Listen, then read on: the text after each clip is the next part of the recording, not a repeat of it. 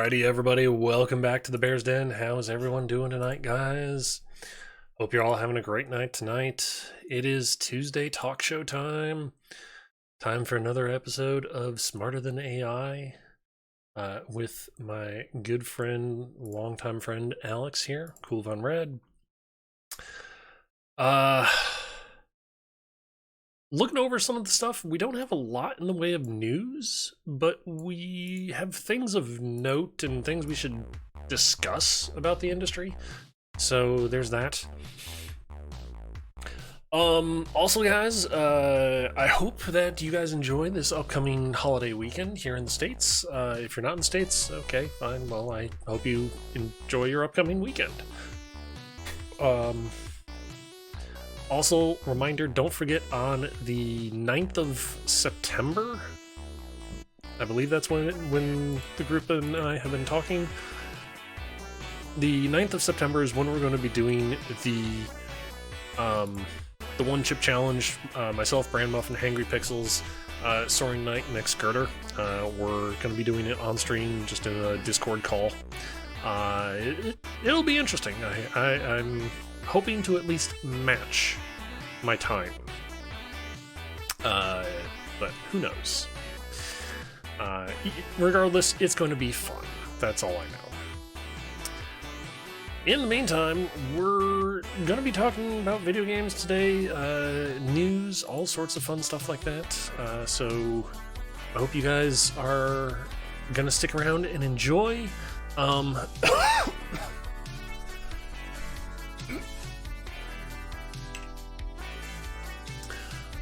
Because yeah, it'll be interesting.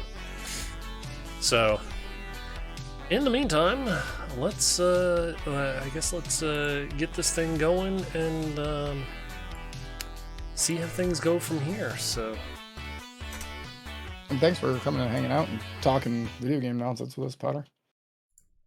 Hello. Welcome. How are you doing? Welcome to you. This vanilla rum that I bought off a cart for half off. I can tell why. You're with the DP. Thank you for the clip. Appreciate that.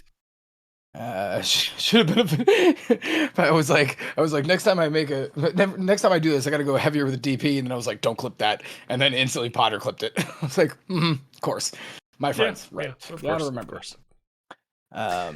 So yeah. Well, but yeah, this is fucking gross. Does it match like shoving a slice of pumpkin pie into a beer bottle and saying, "Hey, it's beer"? This is like, there's Captain Morgan, there's Sailor Jerry. This is just got off on the boat, John. The guy has never been on a fucking sea voyage. That's why he is like, it's awful. It tastes like do you remember when you were in Halloween, how there was the different Tootsie Roll flavors? Yeah. So there's Tootsie Rolls, and then there was those other brand called Footies, I believe they were called. No, they were also Tootsie Rolls. But they subnamed them Footies. Yeah, yeah. So there was like the cherry ones, and there was the vanilla ones. Yeah. And then the green ones, I think. It tastes like you melted one of those vanilla ones into rum. It's so gross. But anyways. Yeah, that would taste a little gross. It's not the best. And it's a handle. It's a handle. So I have to go through a handle of this terrible fucking rum. Blue, don't welcome. fuck with the flavored ones, right? Dude, those flavored Tootsies were so good. Those vanilla ones in particular, and the cherry ones are. Mwah. Yeah. I didn't really care so much. Oh, and orange. They had orange and green as well. Green was apple. Was it? Yeah. Or was it? Okay. Lime would be a really weird flavor. I could have swore it was lime, but anyways. Those were hella good.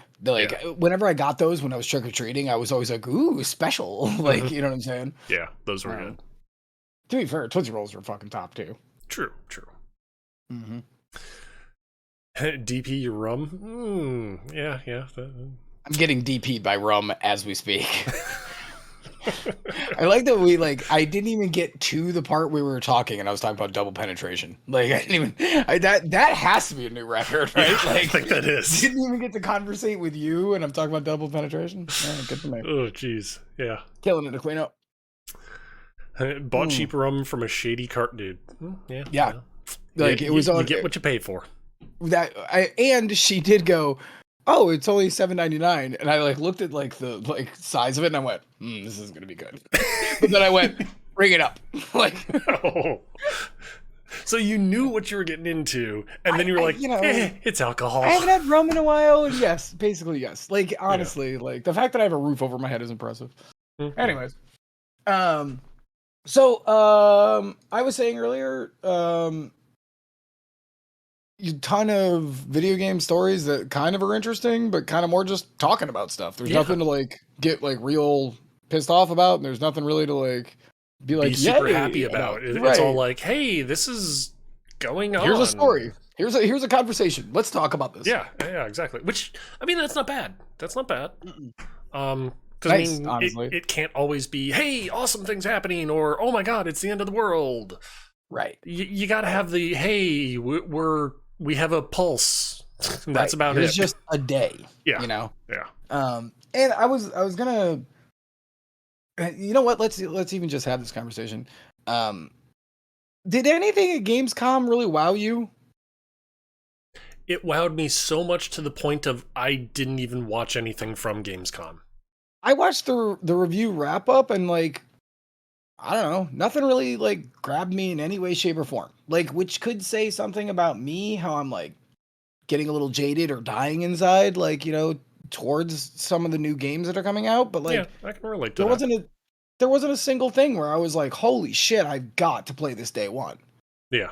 Oh yeah. Like, not a single thing. That's kind of crazy, I guess. I guess that level of apathy for me, Alex Quino, the excitable knobhead, Sure. is kind of crazy, right? Yeah. Yeah. Yeah. There were a couple of things from Gamescom that I saw and was kind of like, okay, but it was more or less, okay, so and so company announced this.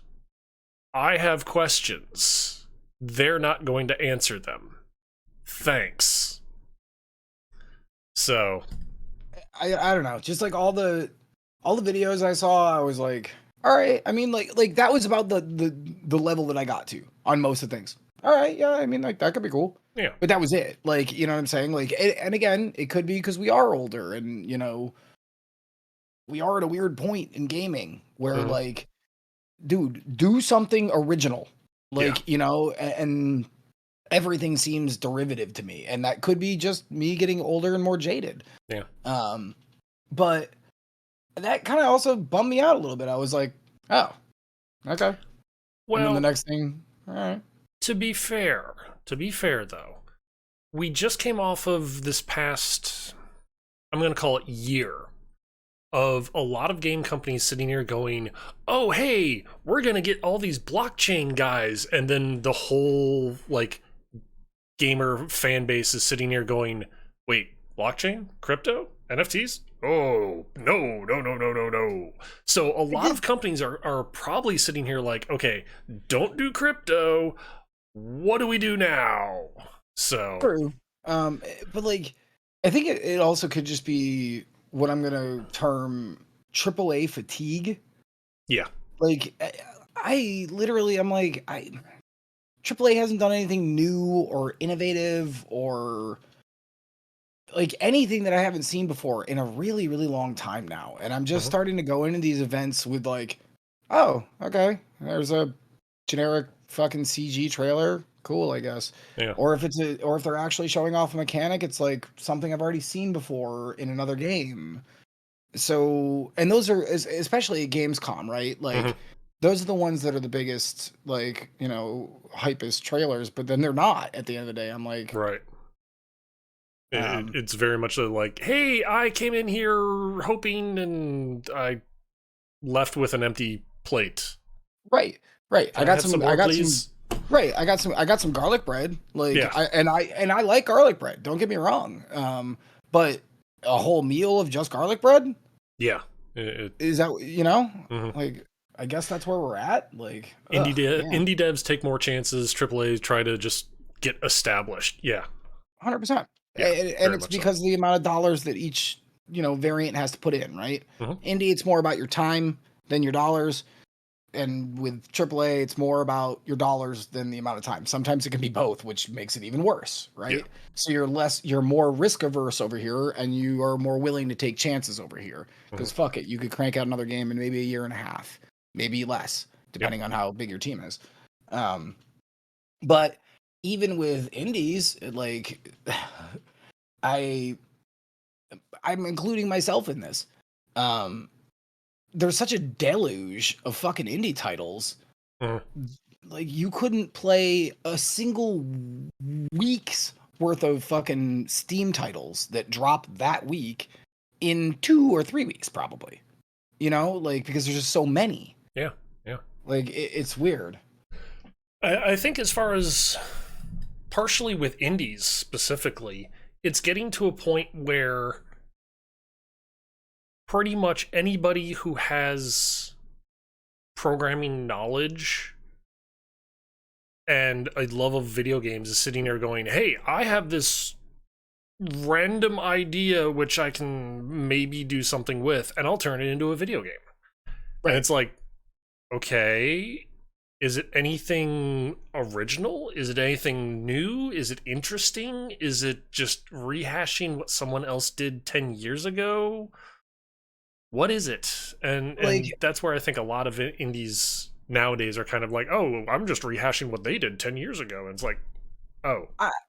I'm going to use a recent example as for an indie title that got a bunch of hype that kind of did nothing to rustle my jimmies. Okay. Cult of the Lamb should have been a slam dunk for me. It's adorable. It's like Cthulhu-esque, like or Cthulhu Elder God adjacent. Mm-hmm. It's got base management. It's a roguelike. That should have been an easy win for me to be like really hype on it.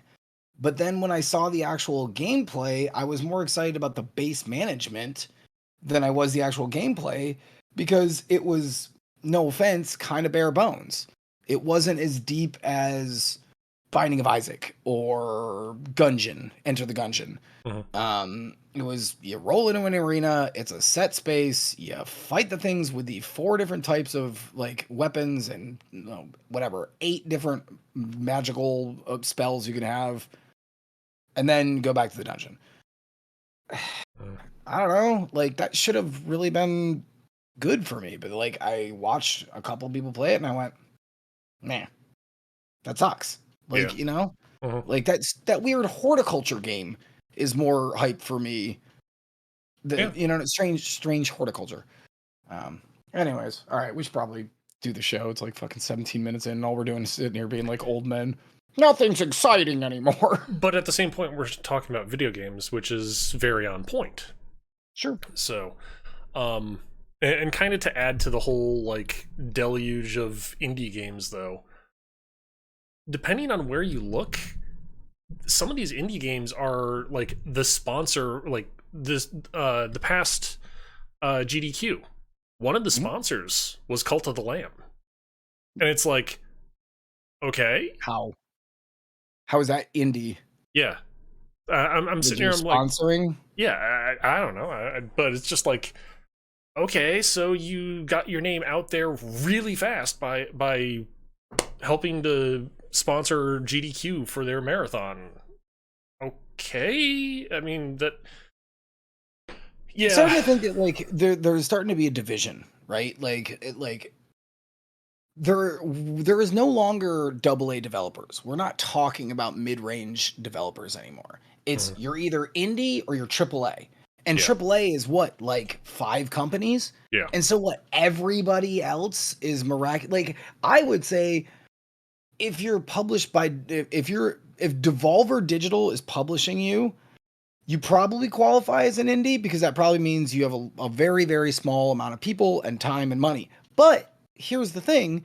When Devolver sponsors you, when they give you a big chunk of money up front, you always end up getting really nice sprites or like Devolver Digital, the game, basically. Mm-hmm. So almost all of those companies, yes, they may be small, but they're kind of underneath what could be labeled as a AA developer, like a mid-range developer, money. Yeah. You know? Yeah.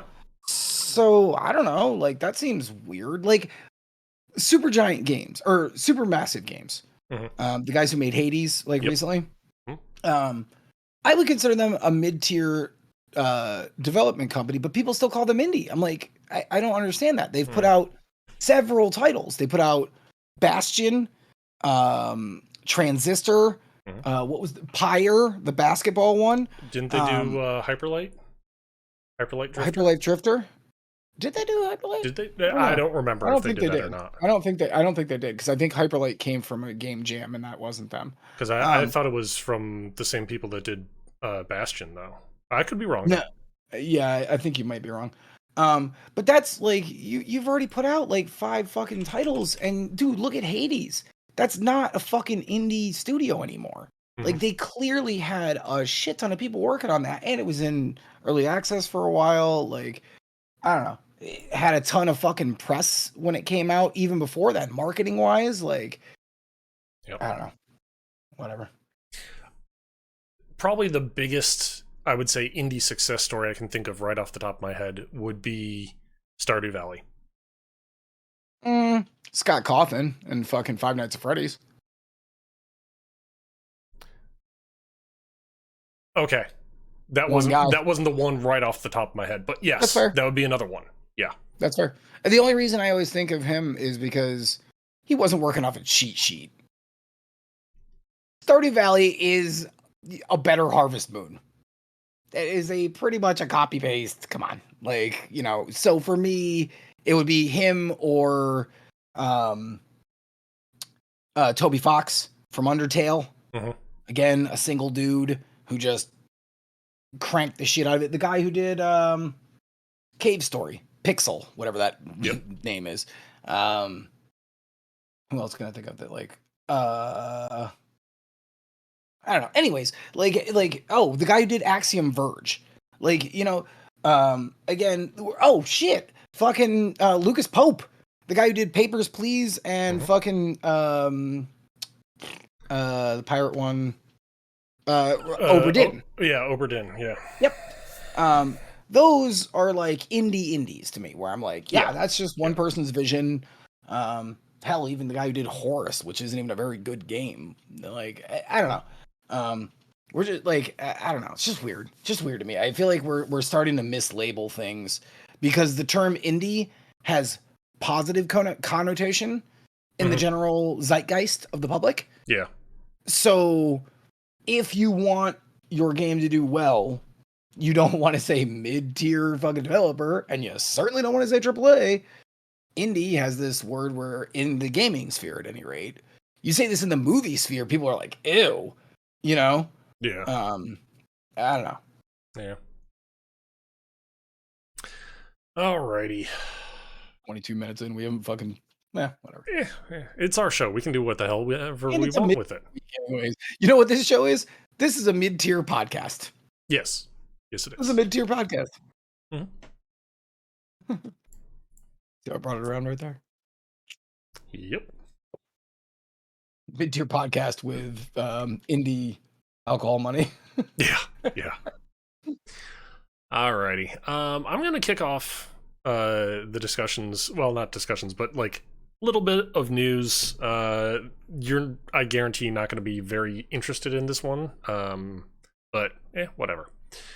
At Gamescom, Bungie came out and said for Destiny 2, they will no longer, at current vision for the game, they will not vault any more content. As in, they won't. As just in, hold like, something? when more expansions keep coming out, they're not going to sit there and be like, oh, we're going to take this entire planet that had all these activities and remove from game. Oh, so they're going to keep it all. Yes. Oh. Here's my question. Cool, great.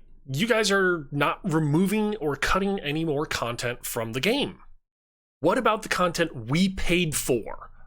The expansions that we paid for that you guys cut? Are they coming back? What's going on with those? You mean retroactively? Yeah. Because I've got, Oh my god, what is it, 2, 3 expansions that how I big can't would even that do anything fucking with because right? they're I know, not but there. how big would the fucking game file have to be if you're keeping everything? Um, to give you a piece of an idea, though, it, short of the most recent expansion that just came out, Lightfall, whatever, I think that's what it's called. They had the same number of expansions that Final Fantasy 14 had, Holy shit! but Final Fantasy 14 has not vaulted a single damn thing. Everything that was in the game is still in the game, Hmm. and it is still a hell of a lot smaller. Well, huh? That's Yeah, yeah. This is where it yeah, becomes a that's thing weird. of it's like, well, Bungie, do you guys just like not know how to code your shit, or like what's up, kind of a thing. So Uh, I mean, graphically, you could say that obviously Destiny's gonna look a lot nicer, so it's gonna take up more space. It's not that 14 doesn't look nice; it's just a lot of the copy paste MMO things, right? Here's a bee that's green. Now go kill a green that's a bee that's yellow. Like I guess there's that, but like even and their environments aren't nearly Bungie level of you know excitement to look at. you're right; they're I not toned down that much. right I right. would say they're a lot better than Bungie's level of excitement to look at, to be honest. Yeah, I don't know. I don't know. Yeah, that's weird. Well, I mean, I guess cool for right now, but I have no idea where that's gonna go. Right, right. Like, you know. And I'm sitting Uh, here trying to quick figure out how, okay, Destiny 2 currently, granted I don't have the latest expansion. I don't know if I'm going to get it. Actually, I'm missing 2 expansions, the latest and the one prior. Is 93.66 gigabytes of okay. data. Yeah, that's pretty big. Yeah. I'm not going to be able to find Final Fantasy 14 here, which I know is here somewhere. Assuming I know my alphabet, which I thought I did. Mm. And of course, because it's, God damn it.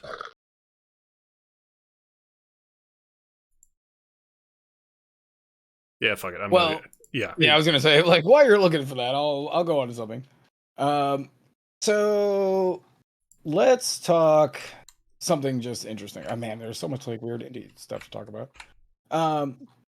So okay. Um, this is about an indie studio, and I thought this was kind of interesting because this kind of thing happened to me, and it is something that happens to all indie developers. So, um, indie studio just drops this game called Brock, Brok, and they're getting review bombed badly. But here's the thing. They think they know why it happened. And this is the interesting part of this story to me. So they think they're actually getting bombed by scammers. So when a game is going to come out on Steam, there is the curator program, which is basically for people who do reviews or who have YouTube channels or streamers. And you basically can request a free key to your game before your game drops, so that it's free word of mouth, really. Okay, but even for my company, too many, we had a bunch of people ask us, and yet if you scour the internet, you will find nothing about us. No streams, no fucking YouTube videos, no nothing. Because there is an entire industry of people who will do that, and they will fake like they are reviewers, and then they will sell those keys on really shady third-party websites. Yep. Totally makes sense, right? Yeah. Hi, Bill. So the guys who made Brock were like, hold on, let's fucking think this out.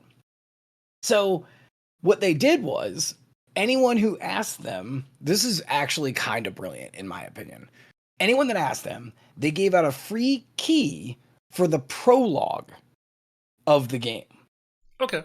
So the first level or two. Yeah. And then if somebody hit them back and was like, hey, I can only play the prologue, they would know, oh, this is probably a reviewer. They saw that there was a mistake, and then they would send them the full key code. Makes sense. Kind of smart. Yeah. Kind of smart, Yeah. honestly. Honestly, I kind of wish we had thought of that. Anyways, the company's name is Cowcat, which is weird but cute. Yeah. Some people did not hit them back for the full key, obviously. Okay. They suspect that a lot of these negative review bombs are from the people who they sent the prologue key. They went and sold it, and then the person who they sold it to was like, hey, asshole, this was only a fucking prologue key. So then they went and review bombed the game. So your kind of ingenious idea came back to kind of bite you in the ass. True. I'm wondering, is there a way in Steam, because I don't know the back end of it or anything that. I will know if you just ask the question. What I'm wondering, is there a way when someone goes to redeem the key, have it sit there and say like, okay, this is for the prologue? No. Okay. No. That's yeah. And even if it did, you don't know who redeemed the key. It doesn't say Cool Von Rad redeemed X key. True, yeah. It just is redeemed, and then you just scratch it off the list. It's used. So in a way, that was a very smart idea to be like, just give them the fucking freeware version, basically. Right. And then go, okay, well, if anything, comes back up, if anyone asks, if it's, IGN, hey, this is only the prologue, you go, oh, yep, you're right. And maybe you could even explain to them. But apparently, it blew up in their fucking face because scumbag resellers, basically, will do. I don't think they realized criminals have no bounds. They're just like, oh, I was trying to scam you. Fuck them. Let's review bomb them. Yeah. And the reason they actually kind of found it was because a couple of the curators had only reviewed certain games and usually had given them all positives, and then all of a sudden one negative to another person. So these dirtballs are giving positive reviews to companies who are giving them full keys and then selling them. And then this one time they got tricked. Now they're review bombing the game. Interesting, yeah. Yup. I thought that was fucking... Yeah. Anyways.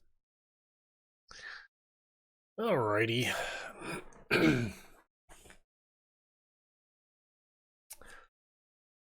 Well,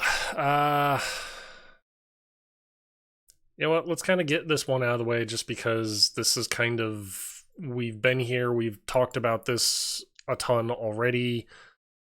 It's not really new. It's just different names, same place kind of a thing. Okay. Sony is basically in deep shit, supposedly. Effectively, it is in... All this is happening in the UK. What it effectively boils down to is Apple versus Epic round 2. Oh, okay. The kicker, though, is it's the people versus Sony. Because from the brief rundown that I gave of the article, people are arguing that Sony has a near monopoly on their platform for digital sales. And it's like... no surprises. Yep, we're surprised at this by what? Huh? You know what's crazy? On Valve, every game you have to go through on Steam gets a part of it. It's like, yeah. It's like, Yeah, but at the same What are you, point in new time, here? you know what you signed up for, so this should really not be news to anybody. But Right. apparently in the UK, this is actually a big deal. So it's kind of Okay. like, okay, we'll go Epic versus Apple round two on this, and it's Except basically for Epic versus Apple was different because what their contention was, true. first of all, not people, they were a company, and they were saying in our own in-game store, if somebody wants to buy in-game V-Bucks, I think is what it is in app on Whatever. Yeah, I think it's V-Bucks. in-game Um, currency. in-game currency, Apple wanted a cut of it. Mhm. That's very different than whatever fucking bollocks this is, to fucking quote the English. Yeah. This is just fucking a bunch of idiots going, oh, bullshit. It's like, well, fucking, what did you expect? Yeah. Yeah. Uh, I mean, honestly, as I was skimming the article, I was kind of just like, okay, why is this even news? This is kind of not meh. news. Yeah. Yeah, that's just a thing that happens. Yeah. It's like being like, water is wet, sky is blue. Wait, water's wet? Yeah. Well, technically, water isn't wet. Technically, water makes things wet. But at Actually, the same point in time, uh, big nerd time here. Water has both a attractive property and a I don't know the exact scientific terms off the top of my head. It gets things wet and also gets itself wet. So yes, water yeah, is wet. yes, that is true. Um, yeah, that's a dumb and frivolous fucking argument. Yeah, yeah. I was just kind of like, hey, here's time fill. There we go. Boop, done. Hey, you want to talk fucking PlayStation since we're talking PlayStation? Let me guess. Price hike.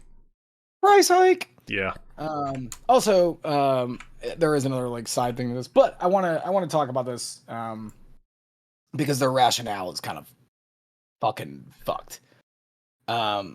So for those who don't know, the PlayStation 5, it was announced 2 days ago that they will be raising the price of the PlayStation 5. Mm-hmm. Before before I go on, I'd like to say that is both for the physical one with the disc drive and the digital one. Yep. And I would like to explain what they said and why this is poo poo shitter baby butter trash. um, thank you, thank you. This is a direct quote from Sony. The global economic environment is a challenge that many of you around the world are no doubt experiencing. Okay. Weird way to start an article on how you're going to fucking raise the prices, but sure. Yes. Yep. The prices of everything are going out of control. Weird that you'd mention that in your article that you're going to basically say, fuck all of you people. Mm-hmm. Anyways, we're seeing high global inflation rates as well as adverse currency trends impacting consumers and creating pressure on many industries. Based on these challenging economic conditions, Sony Enterprise Entertainment has made the difficult decision to increase the recommended retail price of the PlayStation 5 in select markets across Europe, the Middle East, Africa, Asia Pacific, Latin America, as well as Canada. Wait for it. There will be no price increase in the United States. Mm-hmm. We'll come back to that. While this price increase is a necessity given the current global economic environment and its impact on Sony's business, our top priority continues to be improving the PS5 supply situation so that as many players as possible can experience everything that a PS5 offers and what's still to come. Thank you for your continued support. Like, wait, what? Like, okay. There's a couple of things I would like to just quickly break down about that particular little Jim Jam. Okay. Just real fast. Yeah. Okay. I also have some additions too. I'm sure. I'm sure. Do you want to go with your additions first before I break this down like a little bit further? Also Australia. Yeah, I know that's on there. That's it's considered Asia Pacific for Okay, whatever I don't reason. know if I just missed it or if they classified it somewhere. But yeah. That's the Pacific part of Ah, Asia okay. Pacific. As opposed to just Um, saying Australia. They Also wanted Australia. to be like, Yes. let's be, Also, yeah, yeah. whatever. Go on. So, um, I think this is a really funny way to say things are expensive for us, so now you have to foot the bill.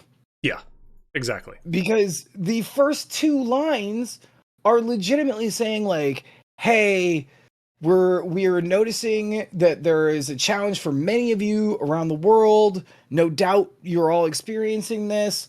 We're seeing high global inflation rates as well as adverse currency trends, which translates to dollar values being lessened, so they carry less weight, um, impacting consumers and creating pressure on many industries.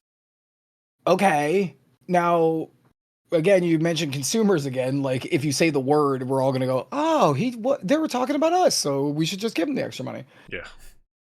The industries that they're talking about more clearly is, the getting the boards made, getting the chipsets, getting like for them, it is more expensive to purchase off of other companies because it's more expensive for them to make right now. Yep.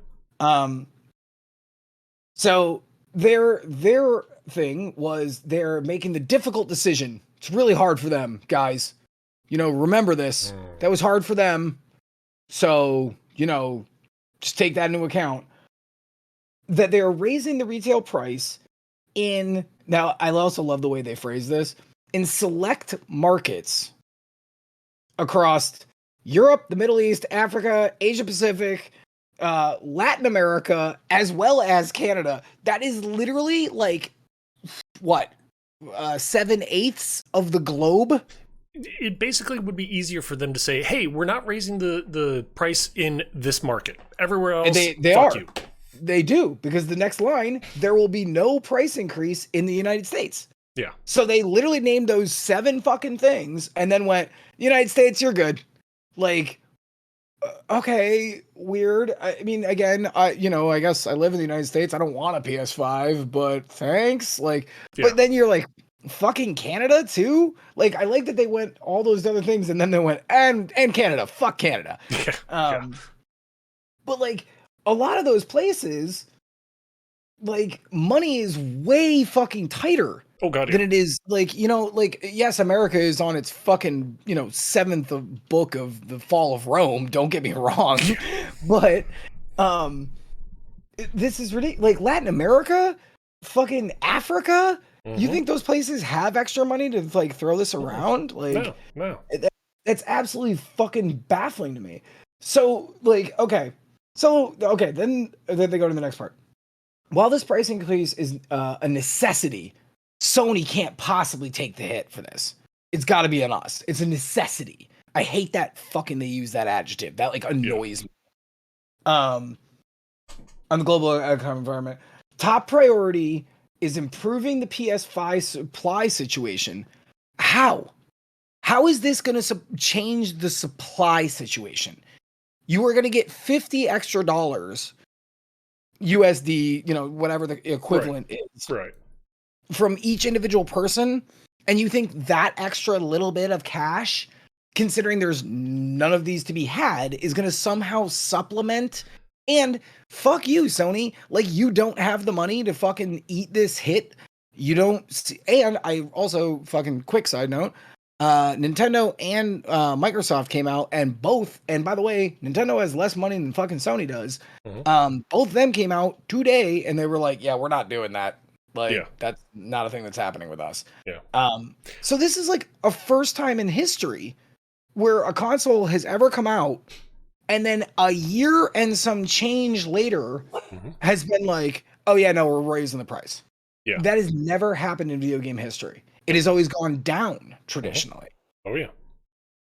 In regards to the Microsoft coming out and saying that they're not going to do it, from what I've read looking at articles and like that, they left it more open-ended but they definitely said at the moment we're Yeah, not I mean raising it. that's what Nintendo was Nintendo. just like hard, no, we're not going to raise it. Yeah, I mean, well, I mean, for Nintendo, think about it this way: they're still pushing a console that came out in 2017.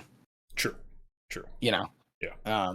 it's basically, to them, they're like, whatever. It's not a next gen console. They have the OLED Yeah. one. Yeah, that was their rationale for the price hike was, hey, we just came out with the OLED one, go get that one. Yeah, and if you don't want it, whatever. Yeah. So I don't know. I have the link if you want to see the prices in each individual range, because they did vary too. Yeah. And I tried to look up some conversions. I've got some of the prices as well and did conversions. Yeah, okay. And I grabbed the link and I was like, I did some of the math and I was like, yeah, this is definitely different in each area too. Because like, let's say in Canada it would be $60, and here in America, if we were getting one, it would have been $50. Yep. So there is like a difference between regions. But I just can't fucking believe the goddamn gall on Sony. Oh, yeah. Like, what the fuck? And then to like put it on us, like the consumer, and then end it with "thank you for your continued support." Fuck you. Like, seriously. Ugh, cunts. From the articles that I read on this in regards to Sony raising the PS5 price, you know the one word that they didn't mention in all the articles I read? Inflation. Oh, yeah. Well, they didn't mention that at all. They just danced around it. Yeah. Right. They just danced around it in corporate speak. Because that's what they were trying to imply, right? With global currency. Because that's what they were. Pretty much everyone knows inflation bad. Right.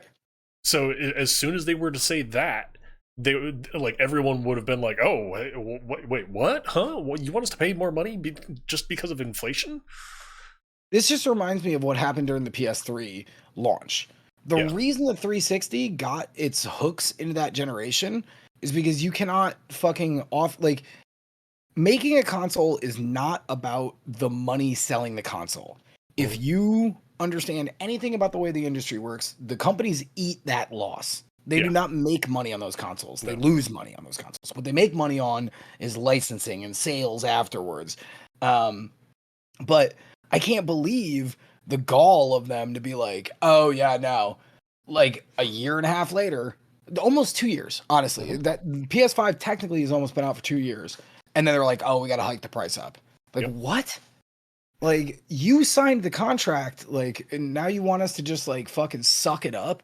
And I didn't even see anything on that gamers site that I have on Facebook. You know what? I'm going to fucking, I usually don't, but, like, I want to put a thing out there because, like, so many fucking fanboys are so apologetic for everything. And this is something where it's like, you can't apologize for this. No, this is them just trying to fucking, like, fuck everyone over. Right, that wants a new console and they want them to cover the costs, like to a point of, super annoying. The one thing I will admit that was very interesting was the simple fact of, from what I read for Microsoft and Nintendo, Microsoft just flat out came out and said, while we do realize that inflation is a global thing currently, we don't want to price any of our potential customers out of owning the latest Xbox consoles. Right. And realistically speaking, that's exactly what Sony just did. They priced some of their potential customers out of owning the console. Right. And if they didn't, there could be some people that it's like, well, okay, fuck you. Like, because again, like the reason that they had that huge PS3 versus 360 thing was they were offering a $600 console. Microsoft was just like $400. Yep. Microphone dropped. See ya. And then, a year down the road, it was $350. Like, like I just like that's just so fucking bizarre. Like I don't. And okay, this was like one other side note that I just wanted to talk about super quick. I don't know why this annoyed me even more. So the PS5 has actually technically had now 2 models, and it's got a third one on the way. Okay. The second because you remember the PS5, the original one, how it was just that huge honking piece of shit that like looked like a router. Yeah. Okay. So That thing came out. Then last year they came out with a new version of it. Nothing was specs wise any different, but it was 200 grams lighter, which means there was something in their supply line that got lighter slash cheaper, I'm sure. And now I just literally found this because I was like digging around this. Why the fuck would they price hike this? The newest PS5 model that is already out in Australia, nowhere else yet globally, is the third model, and it's 500 grams lighter than the original, and the digital only is 600 grams lighter. So what you're telling me is that you're magically making the consoles lighter, which by nature would mean probably cheaper, whatever you're taking out, like it, or you have a newer chipset and it's smaller and cheaper, and you're still price hiking people. You can only do one or the other. If you wanted to make it lighter and keep it the same, fine, I guess, if you're willing to eat that. But you can't be like, oh, we're doing this for we're doing this for you. Oh, but we're also upgrading. Yeah. Like, you know what I'm saying? Very shady there as far as... It's ridiculously shady. Yeah. Like, and I had to dig it for that article. I had to dig for that article. Like, you know, again, we do this show every fucking week. Did you know that that was the case? No. Yeah. Like, I don't know. That just annoyed me even more. I was just like, oh, cool. So you're still somehow magically making the console, I'm sure, cheaper to produce, and yet you're price hiking everyone. Wonderful. Cool. Wonderful. Yeah. Cool. Way to screw people over. Yep. But, you know, hey, they were the global economic environment is a challenge that many of you around the world are no doubt experiencing. Thanks for noting it, Sony. Yeah. Cucks. Never would have realized that the global economic market at the moment was a challenge. Thanks. Or it was affecting everyone. It's the global market. Yeah, like, yeah. What? Yeah. Like, what did you think? I was just popping in from Mars? Like, and that the Mars economy is like killer? Like, well, considering and we got PS5s everywhere? Yeah. That's secretly where all the PS5s went. They shipped them off to Mars. So all the Elon people Musk on Mars... is building it. Yeah. Yep. Elon Musk probably built his rocket out of it. Yeah, exactly. Just like all PS5s. Yeah. Dick shaped. Bam, nailed it. Would not be surprised knowing him. Mm-hmm. Anyone buying late kind of gets tapped for a bit more? Yes, exactly. That's exactly what it is. That's actually not true at all. Like, that is not true. That is not, like, universally, that has not been true. You buy early adopters get fucking screwed. Right. Early adopters, but that's your choice. Yep. Traditionally, every year or maybe year and a half, a console drops by $50. Like, that has been a universal constant since the fucking NES. It is not the opposite way. This is the first time in fucking history that any company has been like, you know what? You didn't jump on board fast enough. Now you pay me $70. What are you, the fucking mafia? No, it's not the way it works. Yeah. Like, ugh. But, sorry, I spit when I was like saying that. I was like very clearly charged on vanilla fucking rum. All right, so that knocks out that one of mine. Oh well. God. Oh, sorry. It's okay. And why? Oh, Notepad plus. Okay, there we go. I say, why is Notepad plus not responding all of a sudden? And it just kicks back in. So, yay! All is right in the world again. Okay.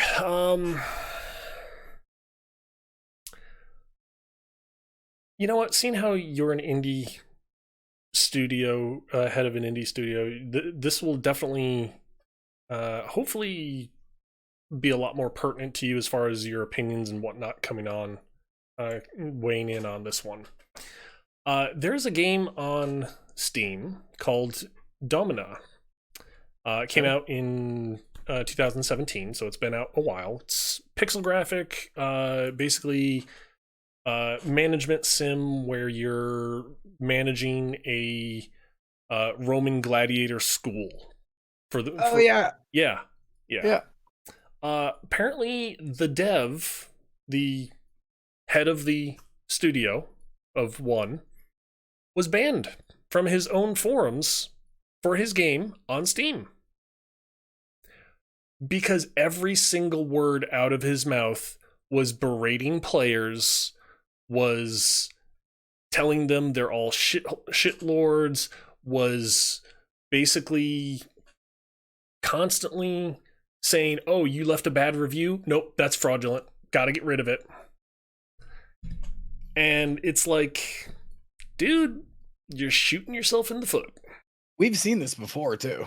Yes, we have. We've seen this exact same thing before. Mm-hmm. What are you doing? Okay. Sorry, the dog was just like constantly like I think it was his foot. I guess it's delicious. Okay. We have seen this before, where like, okay, I have a very low self-esteem and I hate everything I've ever made. So I come from a different perspective than these people. Um, I get it. It's your thing. It's your baby. It's your creation. But it's not okay to just be dumping on people that don't like your product. That would be like if I made a Kit Kat, but on the inside of the wafers was dog shit, and it still had chocolate on the outside. It was still the exact dimensions of a Kit Kat. But then people were like, "Oh, it's got dog shit on the inside," and you're like, "Get banned!" Like you're not eating the Kit Kat correctly. Yeah. Like it's still full of dog shit, and it makes you look like an asshole. Plus, you're the one that put out dog shit. Just putting it out there. Hmm. I put out dog shit. I don't ever fucking go to any of my negative reviews and go, "Oh, fuck this guy." Like, you know what I'm saying? Like that's just not how art is done. Right. Art no self-respecting artist would tell someone that their opinion on their piece is wrong. You may think that internally. You may tell that to your spouse or your significant other. But you don't fucking bring that to the fucking forefront. You don't go to Reddit and Mhm. start disparaging motherfuckers for this. Oh yeah. You know? Yep. No, this wasn't Reddit. This was on Steam. I'm just saying, But yeah, like, yeah. as an example, Right, like, right. Reddit would have been a little better, I guess, but you're right. Like, Steam, that makes it worse, even. Like, Little right? better. Yeah. Oh yeah. Um, like, Um, for those of you who aren't aware, this is the same developer. The developer's name, by the way, is Dolphin Barn Inc. Um, this is the same developer that, in his patch notes for Domina, he went on anti-mask, anti-trans, we talked pro-Trump about it. tirades. That was like a year ago almost. Yep. Yep, it was. And What an asshole. it's really funny because he basically is in a 130 some odd page forum on his game. He basically was sitting here berating people, telling them that they suck because they left bad reviews on his game. And it's just like, dude, if you can't take criticism, even in the slightest form, do not release anything to the public. Be it Yeah, video you shouldn't be game. in charge. Yeah, you should just be like, okay, I'm not going to produce anything. I'm only Not going gonna to say. consume things. Right. Because Right. as soon as you produce something for someone else to look at, enjoy, whatever, for someone else to consume it, they will have an opinion. If they Right. give you their criticism about it, if you can't take bad criticism, then you're SOL at that point. Yeah. And I get it that like, like dudes like Phil Fish, right? This is like this isn't as bad of a example in my opinion, but like he made Fez. Do you remember that game Fez? Mhm. Yep. Phil Fish could not take negative criticism. But it wasn't that it was really negative criticism, it's just that he responded badly to it. Mm. And not the same way. Not like this fucking asshat who seriously go fuck yourself. Yeah. This was just he couldn't deal with the pressure of people like having both constructive and non-constructive criticism. Mhm. Because that's the deal. You're right. If you're going to create content of any description, I do not care what it is, YouTube video, music, I don't care. If you can't take criticism, you should not do it. Just keep it to yourself, make little videos in your garage, don't ever publish them. Because the internet's awful and people are awful. And God, yeah. you will get a different percentage of people who are negatively critical versus constructively critical, you know? Mhm. And Phil Fish crumbled to the point where he quit the video game industry altogether. Even though he had a really good product at the end of the day. I think most of us, like, generally were like, dude, I liked Fez. I thought Fez was good. It's Yeah. just that, man, you did not react well at all. Like, you know? Mhm. And people like that, you know what? You just make stuff.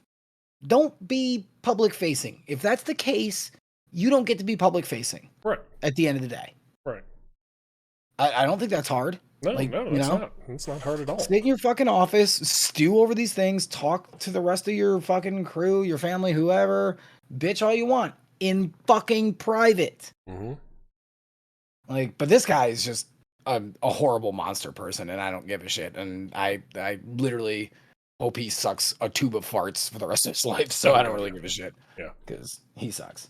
Now, the one thing I will say though, in regards to why he kept flagging like tons and tons of reviews as fraudulent, basically any review that he saw that was negative that mentioned DLC. Doesn't matter if it was, oh, hey, go buy the DLC. Even if it was just that little bit, he marked it fraudulent.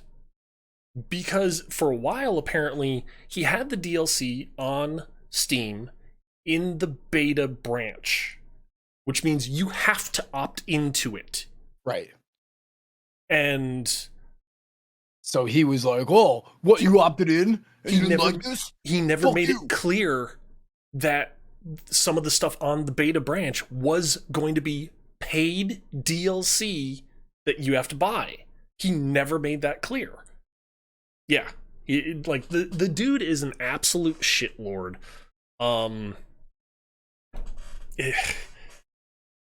He never made it clear. He kept going through just being like fraud, and it's like, dude, no, you can't do that. Steam was like, yeah, guess what? Nope, we're getting rid of you. We're gonna ban you for a little while. And again, this is because the dude just could not take criticism at all. He would always, whenever responding to people's posts on forums, typically first thing out of his mouth was insults, as far as to the person, attacking them in some manner, way, or form. He put into his patch notes, which those don't go anywhere. They're there. You can still pull them up. He put in anti-mask, anti-trans, politically charged rants, as far as all sorts of stuff. So the guy is human trash. Yeah, like we don't need people like that in our industry, frankly. No, we don't. Like, we don't. Like I hate saying that about, like, because for me, part of it is his political views are fucking deplorable. Oh God, yeah. That's the adjective I'm going to use. Deplorable. Yeah. But more than that, his fucking, like, attitude is shit. Like, get the fuck out then, nerd. Yep. Go bag groceries. I don't give a fuck. Just get away from me. Yeah, very much so. So, do you want to talk the exact opposite side of that spectrum? Sure. Yes. So, do we all know who Masarai Sakurai? He's the guy who made Smash Brothers for the last 15 gajillion years. So Sakurai is amazing. I love him so very much. I think he's an adorable little human person, and he has been busting his ass for 100 million years. His first game that he directed was the ever popular Kirby's Adventure on the Game Boy when he was 19 years old. Nice. 19 years old, he worked I mean 100%. Like Yeah. say what you will about Kirby or the difficulty of Kirby, legendary character. The Mhm. dude was 19 when he fucking was the lead on that. So, you know. So, this announcement came out like fucking 3 days ago. Sakurai has his own YouTube channel now. Very And cool. I love it. So I love it now. So what it is let me just tell you what the name of it is. Sakurai on creating games. Mashirai Sakurai on creating games. It is just him talking about design of video games. That's it. Some of the videos are a little bit longer than others, some of them are a little bit shorter. Um I love this idea. I wish that more designers would. This sounds a little cunty, but like I wish more designers would do what I do. I know that it takes up so much time in your life, but like being forward facing with design of video games is something that I wish the public could understand a little bit more. Um, I think people would understand more about like what goes into decisions if we were more explanatory as to why you make these decisions. Yeah. So I went and I looked up his channel. I already subscribed. I was like, that was literally 3 days ago when he made the announcement video, and I was like, subscribed. um, yeah. So Sakurai on creating games, you can just go in and just probably put in Sakurai creating, and you'll get his YouTube channel. I think it already has something like 260,000 followers, which I'm surprised is not more, to be Yeah. honest. Dude, that guy's been making fucking legitimately Smash Brothers since Smash Brothers. He has had a venerable career. But anyways, so this was the thing that like instantly would like obviously once I heard it, I was like, all right, I'm gonna go look.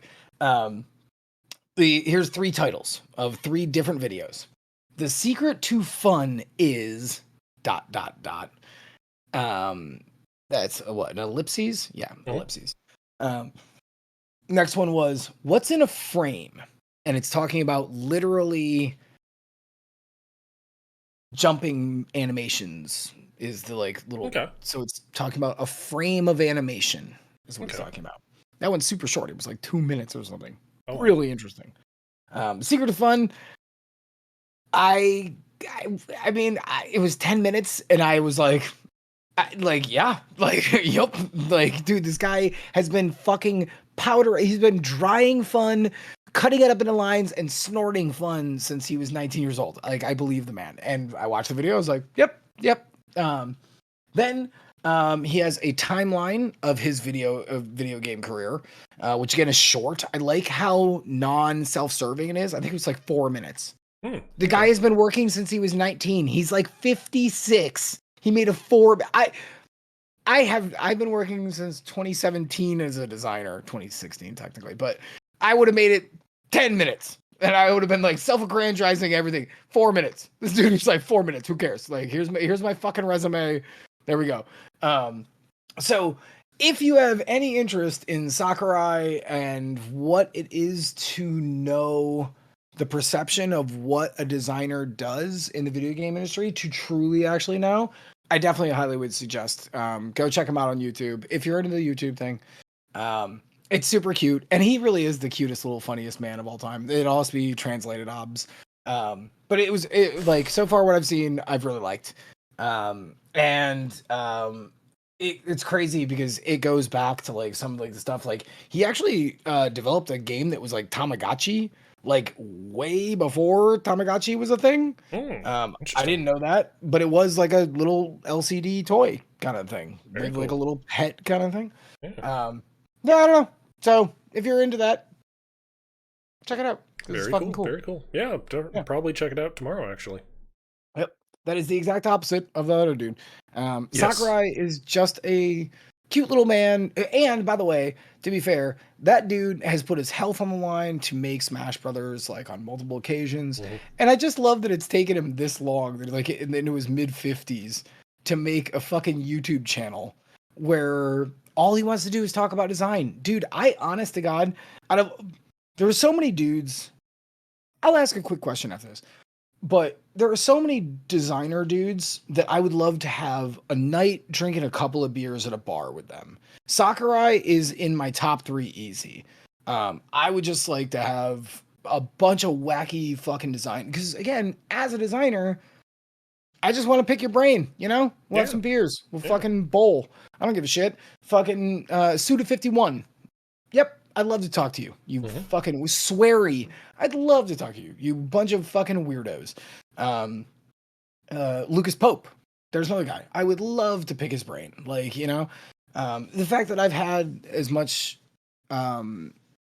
interactions being at EA before I like, you know, went off into my own career. And I got to every time I talk to a designer, because it's just, yeah, we're cut from weird cloth. If you paint art, like, and you got to meet another classical painter, that would be really great for you. You know what I'm saying? Oh, yeah. Like, that's just kind of where I'm coming from. Oh, yeah. Yeah.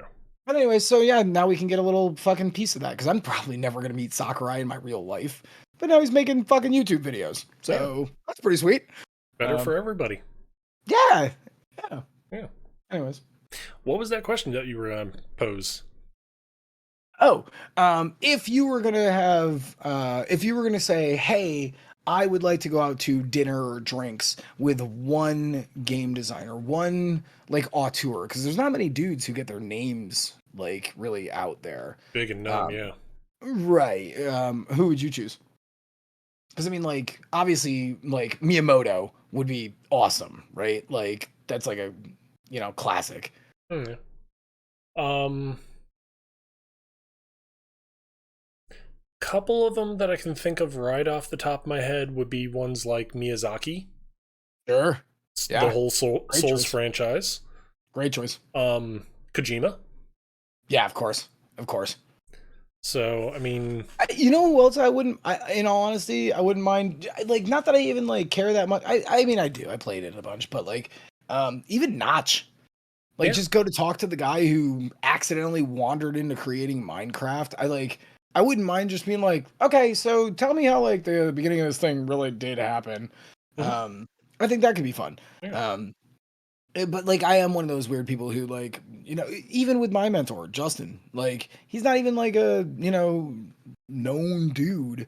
But, like, the first couple of times we went out to drinks, I was like, tell me about your career. Tell me how it started. Like, what was your, you know, like, I'm just interested in A, the history of gaming, and B, where the, like, voices and long-term people came from, you know? Like, it's hard in the video game industry. So it's most people who stick around have a really cool story, or 50. You know? So I don't know.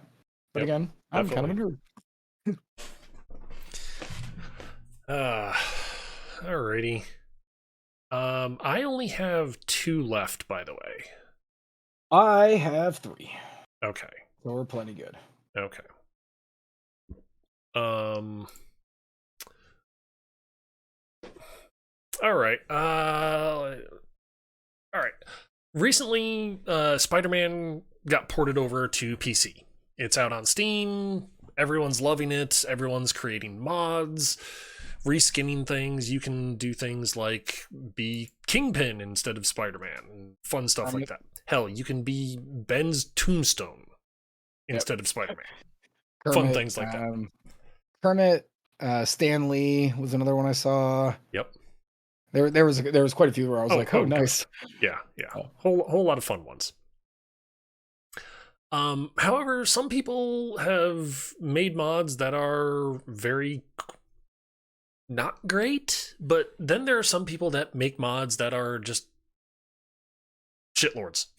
I'm just gonna paint brown because that's what it is. Basically, there was a mod that came out, and the mod creator apparently took so much offense to there being pride flags and a few pride murals in the game that he changed them to the American flag. I mean, I guess it wasn't like Nazi flags, I guess. But Oh, oh, here we go. oh. God damn You it, dude. pretty much stepped in the next sentence. God damn it. What the okay. Just converting them over to from pride flags to American flags. Okay, fine. Dude's Fine. patriotic, whatever. Sure. Whatever. But when he then goes ahead and tags it Trump 24, Ugh, things like God. that, it's like, oh, now you're the shit lord. Yeah. It has since been pulled from Nexus Good. Mods and Good. ModDB. So the Good. two major Right. mod Mod outlets sites. that everyone goes to. Yep. Nope, it's gone. Good. He has Good. also been banned from both sites as well. Good. Fuck So, 'em. yeah, exactly. Fuck him. Whatever. Because I really could have like okay, yeah, that's pretty much overreaching when you like try to like overwrite anybody's flag. Like frankly, like unless it's a Nazi flag, in which case you are legally wailing to be able to strangle somebody and then drown them in their own piss in a toilet bowl. Yeah. Like Yeah. other than that, you should just why? Like, do you care that much, you fuckhead? Like, yeah, fuck that guy. All right, Yeah. moving on. Yep. Moving on. Oh, God, you brought two real fuck these people fucking things. Hey, they deserve it. All right. So here's a non-fuck them thing again for Okay. me because swish. So do you know the game GTFO? Yes. Yes, I do. It is on my Okay. wish list, actually. It is a very good game. It is the second project from 10 Chambers. They are the co-op horror GTFO. You know. Yeah. So, so the lead designer was talking about it. This is where it got interesting for me. I like GTFO. I think it's a good game. I like co-op stuff, shooter stuff in particular. I've been playing Killing Floor 2. It was free on Epic. All right, I played that game. Interestingly, I didn't know that the creative director, Ulf Anderson, previously worked on Payday 1 and 2 at Overkill Studios.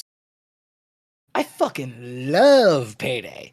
Yeah. If you're not familiar, Payday 1 and 2 are thief simulators, basically. You get to go in, you wear these rad masks. Actually, I can legitimately do this because this is how much I love this series.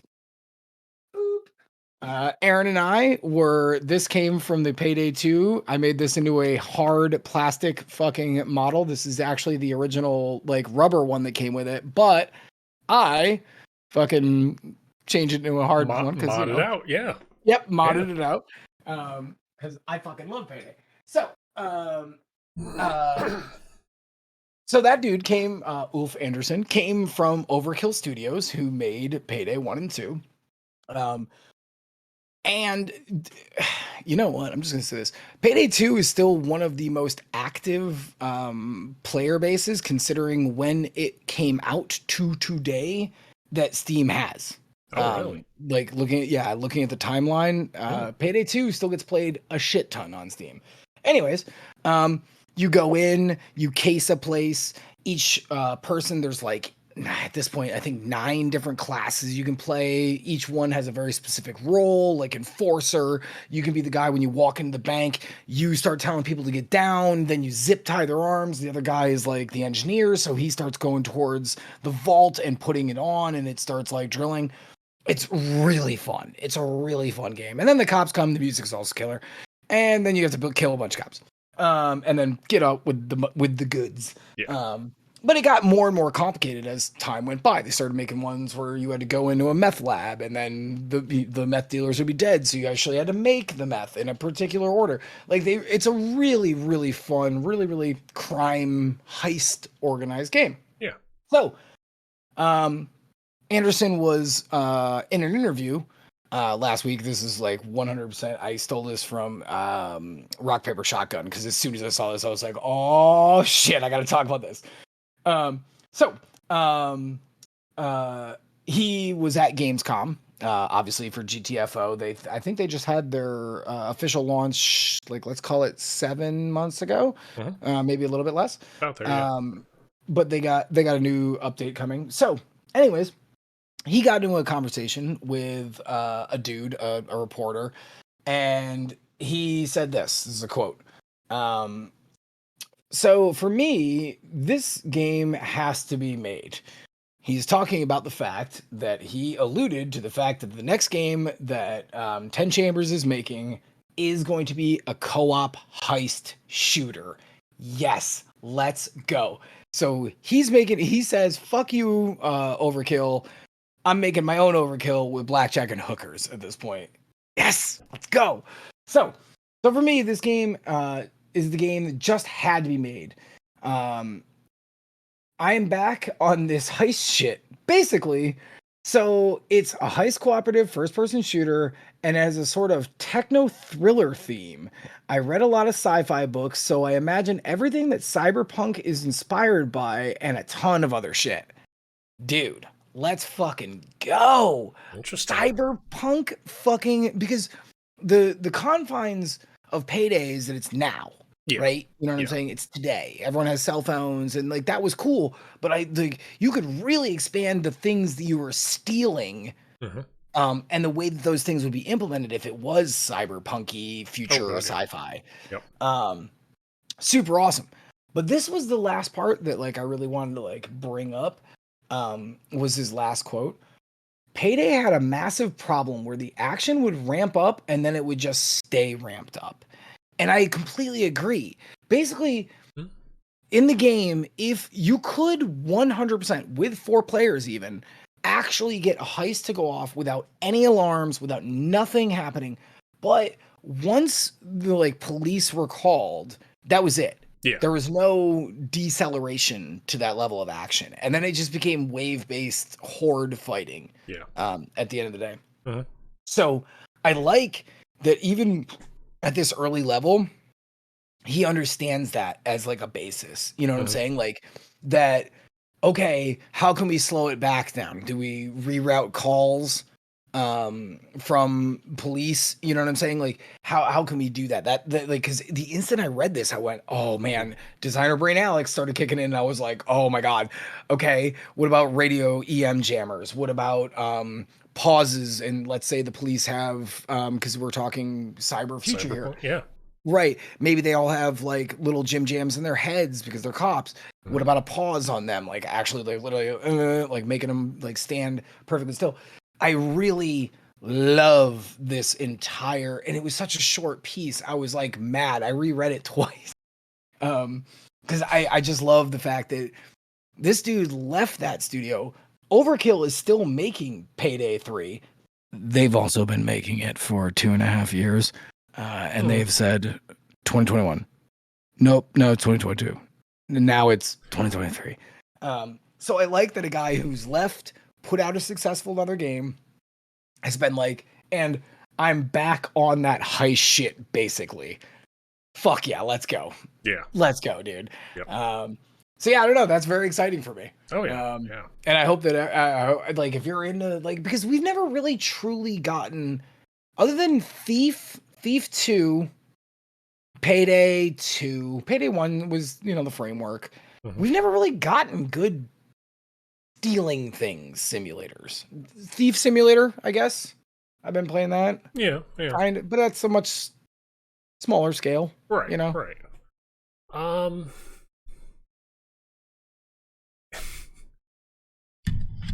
I mean, one could argue Skyrim, Elder Scrolls, all that is Thief Sim. I know. No, we cannot. We could argue that game is terribly balanced because that is a Thief Sim. We could argue that. Like, why would you say that? Just because I can put a bucket on someone's head and then steal everything in the shop and then pull the bucket off and be like, I don't know what happened, dude. Right. Like, I mean, like, okay, fine. In that vein, you could argue that fucking Legend of Zelda is a Thief Sim. Like, you know, like, but legitimately, like, those are, like, you know what I've always wanted? Me, personally, Alex Queen of the guy. I've always wanted something exactly like Splinter Cell, where I'm like a dude or a couple of dudes in a third person camera angle where I could do cool things like climb through vents and then like basically stealth and stealing, just like Thief, but in third person, you know? and the fact that like one of the guys who worked on 1 and 2 is, and again, I'm back on that heist shit again, basically, is such a Mhm. dope quote. Like, Oh god, yeah. so I'm assuming he's watching Heat and fucking like everything that like, like makes good like action. God, Mhm.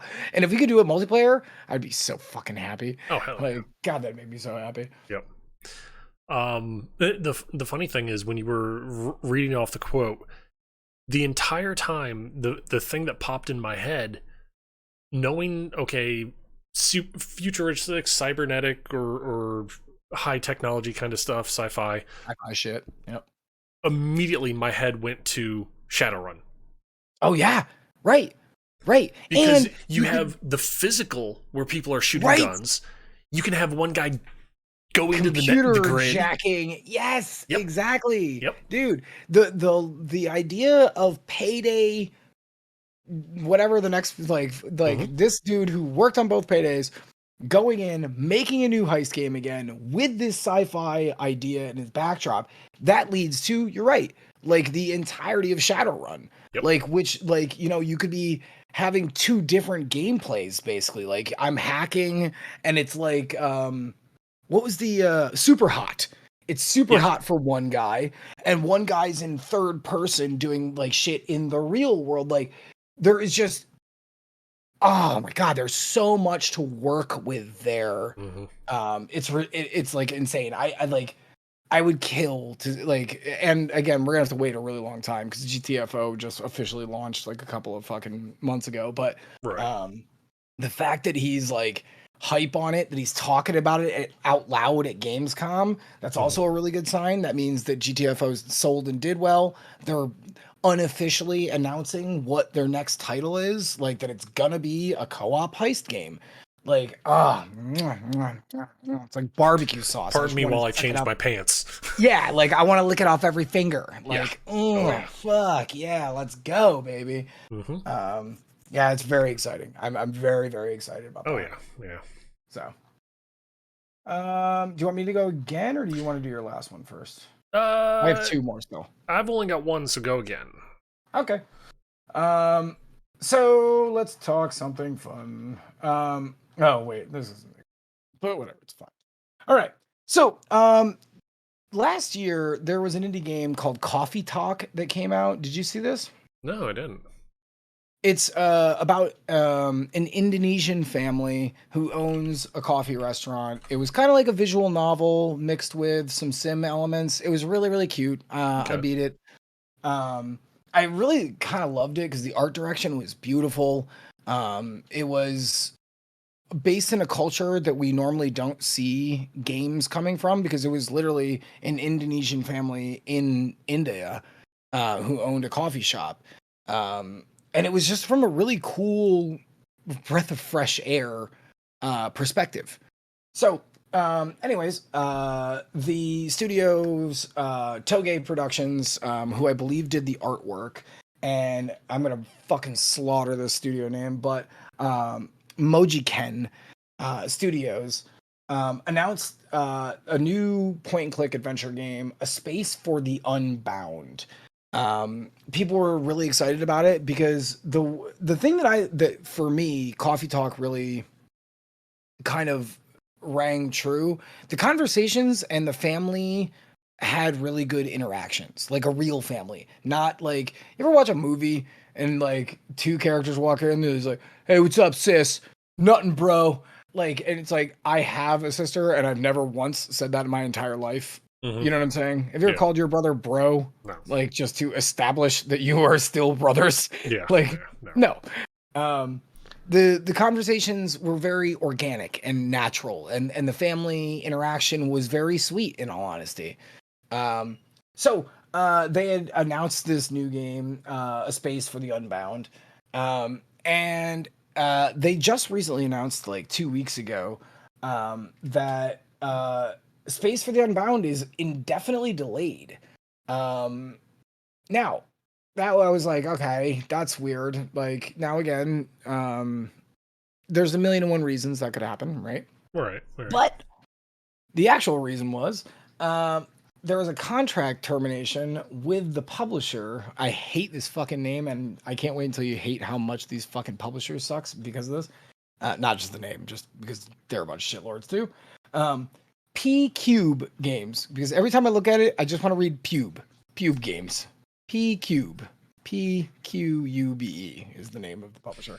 Anyways, so there was a contract termination. So, they went to them and they were like, "Hey, we'd like some money." And they were like, "Cool, we'll give you some money." At the end of the day, they found out that at the height of the COVID-19 pandemic in August 2020, P-Cube Games used our position, Mojican Studios, and Heritage as developers from Indonesia to obtain a diversity fund from a well-known console platform. They did not say who. The developers wrote in a PR email. Okay. However, instead of giving those funds to the developers as the grant was intended, P-Cube Games intentionally withheld information about the grant and used it as leverage for their own commercial gain. Yep, Pube Games. Pube Games. So, Mojican is a fucking Indonesian studio. So the publisher signs up for a grant, right? Mm-hmm. Based on the fact that they're an Indonesian company. Yep. And that they are basically non-white. And then pocketed the money. Not a good look. At the height of the pandemic. Yeah. Hey. So, story goes on. Rather than paying the grant money to us, the developer continued, Pube Games hid the fact that the grant's award and added its recoupable minimum guarantee and then used it to negotiate the increase of their revenue share. Oh. So they said to fucking Moken, we have more money. We want a bigger slice of the pie. That money was leveraged off the fact that they were an Indonesian company. They took the money and then went, we have more money, and so we want a bigger piece of the pie. Wow. The fucking utter goddamn balls on you. Yeah. Like, that is shockingly shitty. Ooh. Okay, so let's stop there. Let's have this conversation real quick. You can go ahead and... Shitlords galore. Dude, I mean, you got to be assholes of the year. Right? You got to be at least in the top 3 contenders for that year. Yeah. Globally. Jeez. That's just absolutely... Okay. I mean, it's just absolutely scummy because, one, this isn't the studio behind the game isn't a huge studio. Right. So any money that they would have had going to them would have definitely helped out. Right. Especially during the pandemic. Yeah, during the pandemic especially. And for them to, get this money and then withhold it all and then sit there and say, oh yeah, we have more money. We want more money. It's like, right. Dude. And let's not forget the fact that you're leveraging, you're in a fucked up, I know this isn't actually true, but in a really kind of true way, you're leveraging a minority that you put in the grant for. Yeah. That's just slavery with extra steps. Yep. You know what I'm saying? Dude, what the fuck? That would be like me fucking hitting up my... Okay, so I'm Alex Quino, the white guy. I am friends with my Colin, my buddy. He's black. I'm going to put in for a grant as a black guy, keeping the money, and then telling Colin, hey, man, I have more money now, so I'm just going to take a bigger part of your paycheck. Yeah. It's just Like what? That is like so much worse. That's like every part of that sentence just gets worse. yes. Like it's unbelievable. So let's go further. People suck. Developers, oh my god, they're the fucking worst. And companies are just a conglomerate of people. Like, yep. What the fuck? So the Mojikin says, Nick, hit the bricks. Go on. Go on. Nick, go lay down. Go on. I'm not mad. Go lay down. Ahem. Ahem. Thank you. Sorry. Mojikin says that Pube Games is refusing, in quotes, to grant them control over the console publishing rights again. So they're not even asking for the money at this point. They just want the console rights back so that they don't have to continue paying them. That's like the crazy part. All they want is the rights to their game back so that if they sell whatever, 7 more copies, they get all the money as opposed to Pubes getting a percentage of those 7. Okay. Right. Yeah. They're refusing it. And so, because of that, a space for Unbound's delay comes from the team's desire to make new arrangements and ensure that it's published as intended in a way that is consistent with our and our community's values. So, not only did you fuck them over for a game in the past, you have now, quintessentially, fucked them over presently. Because you won't give them the fucking rights back, and you won't fucking like they're like, okay, fuck you guys, obviously, right? Yep. Like obviously fuck Pube. Don't clip that. But seriously, fuck Pube Games. So that's just like that's crazy to me. Yeah. That effectively they're holding the game hostage. Is what they're doing. And that's just plain absolute shitlord. 100%. But here, let's end this particular story on a good note. Okay. So this is the thing that really like got to me. This is why I had to bring it up, because when I read this, I was like, oh my god, these like this studio and these guys and gals and whatevs are clearly good people. The developers asked that with the frustrated would be a space for Unbound players not boycott or review bomb Pube's other works, as doing so will affect the developers who created the game and have nothing to do with our situation or a space for the Unbound. Dude, you had to be good guy Greg at the end of it too? Like, and when I was reading the article at the end, it looked like nobody had fucking. I will say this: I will boycott fucking Pube bullshit. But what they are saying is that's a fucking. They are a publishing house, right? So again, if I go to a publisher and I get my shit made, it would hurt me if you boycotted them. Yeah. Right? Even though they're not even the same fucking company. Oh my god, heartstrings, dude. Like, that is so fucking nice of them. Like, I'd be like, fuck, burn that company to the ground. Fuck them. And then afterwards, would probably go, oh, I might have fucked up a couple other people. And they're but my initial reaction certainly would have been like, fuck those people. Yeah. Damn. Well, needless to say, I hope they are able to regain control of their game, the licensing of the game and whatnot. And find a new publisher that isn't a shitlord. Damn. That sucks. Still cute though. I really do like them a lot now. And you know what? I bought Coffee Talk, and whenever a space for the Unbound comes out, I'm gonna buy it just out of fucking general principle. I don't even care if it's a point and click adventure. I'll probably never play it, but I'm gonna buy it.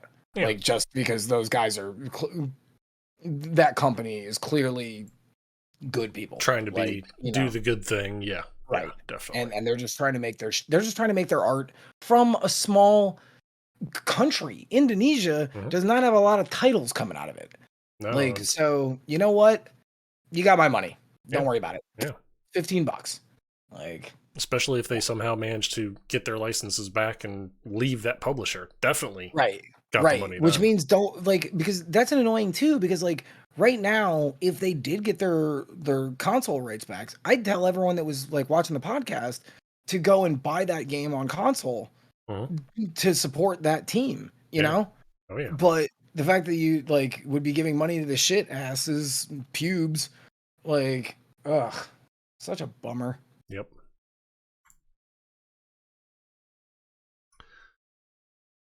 Alrighty. All right, so I've got just one last one here, which actually is a follow-up to one last week. Okay. All right. Because I Hmm? gotta take a slash. Okay. Keffels, the trans streamer Oh, that yeah, was yeah. swatted. Yeah. Yeah, I like her. Okay. Well, okay. Uh,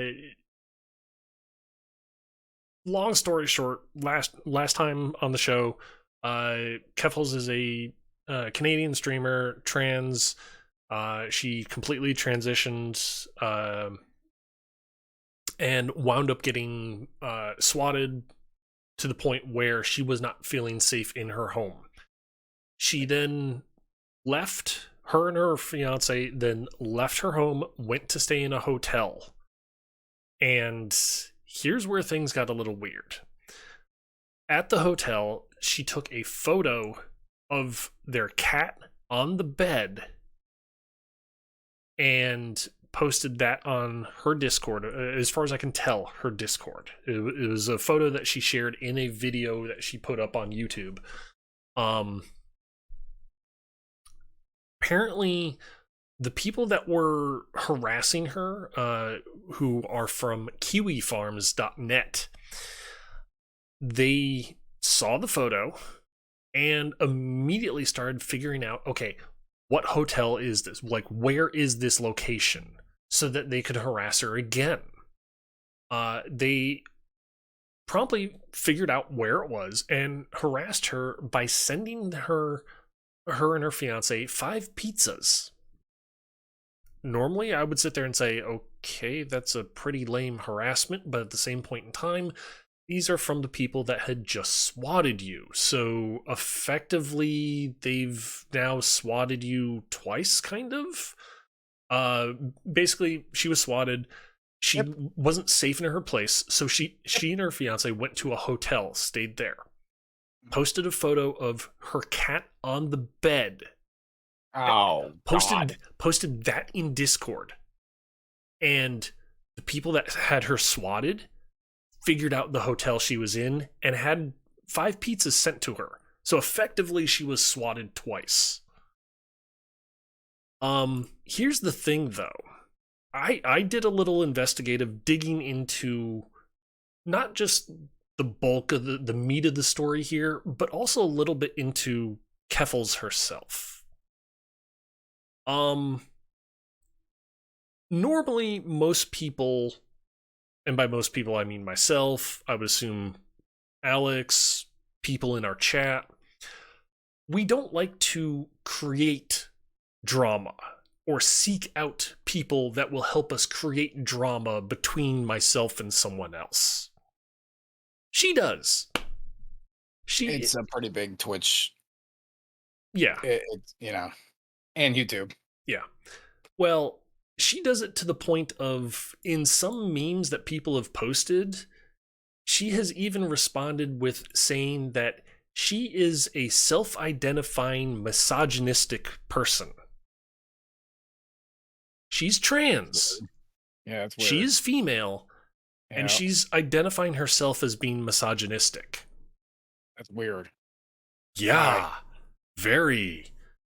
Especially when she also then decides, hey, let's go pick fights with people on Twitter and quote-unquote ratio them, because, yeah, that's bad. Oh my god, more people are sharing and liking than commenting. Oh my god, no, not that. That's the end of the world. Well, the thing, what's happening now with this whole thing? Apparently, her graphic artist that does her emotes, does her overlays, whatever for her stream, lives in Texas.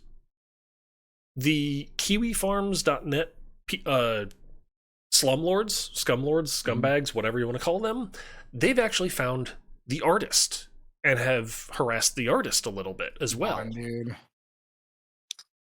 Kiwi Farms is currently hosted by Cloudflare on the internet. No. Keffals has basically started a campaign to have Cloudflare, I can't talk, remove the site because it's nothing. Basically, it's 8chan, not 4chan. 4chan's here, 8chan's here, off the fucking radar. They're like the shitlords of shitlords kind of a thing. Here's the weird, funny twist in the knife. The people on Kiwi Farms are sitting here complaining, "Oh my god, I'm gonna lose all my friends. Please show mercy." Where the fuck was the mercy that you showed Keffals when you swatted her effectively twice? Where was your mercy then? Not saying that Keffals is completely spotless, innocent person, but where was your mercy when you decided to swat her? Yeah. You deserve to fucking lose all your friends at that point. Yeah, like having somebody come out and show the world that you're a Nazi if you're a Nazi. Sorry, there probably are some on there. Drown and piss. I'm just saying. Oh yeah. Drown and piss. You know what? We don't need you on this planet. So whatever. I have no mercy for you because Yep. Wow. Yeah. That's fucking obnoxious, honestly. Here's the even better part. And I found this literally minutes before we went live. Found a thing on Twitter. The guy who created Kiwi Farms. I'm guessing, I don't know for a fact, still lives with his mother. Because the photo showed him, I'm guessing, at his computer, and his mother hugging him from a side. His mother is sitting here saying he doesn't deserve the bad rap that as far as with everybody on his website. And it's no, you do. This is your website. You're allowing shitlords to come to your website. Again, if you are the guy who is selling fucking crosses to burn in people's yards, you see what I'm saying? Does that correlate? Fuck you. I don't give a shit. Fuck you too. Yeah. You're selling crosses you're not. No one is the head of a fucking flaming cross industry. It's wait, how are these people using this? What? You know what I'm saying? God, I didn't know. Yeah. No. At least the guys who animated Sailor Moon's transformation, they could at least feign what, people are jerking off to this? That's crazy. It's yeah, okay, cool. Somebody is you know what I'm saying? You couldn't fucking say that same thing about the guy who's selling fucking literally flame ready crosses. Fuck you. Eat shit. Mm-hmm. We all have to go collectively. Sorry. We don't care about you. Oh, yeah. Sorry. Yep. Yeah, it's fucking ridiculous. That is fucking ridiculous. Hey, go ahead. But apparently her campaign to get Kiwi Farms taken down, it's gaining traction. Good. So good. I would not be surprised if at some point in the potential near future it's taken down. I would not be surprised. And for that I say cool, great. But at the same point in time, if your whole Twitter or YouTube persona is to stir shit up, I know, but that's what she does. You have it coming. No, you don't have it coming. What you have to understand is when people stand up for things, you're going to get in some shit.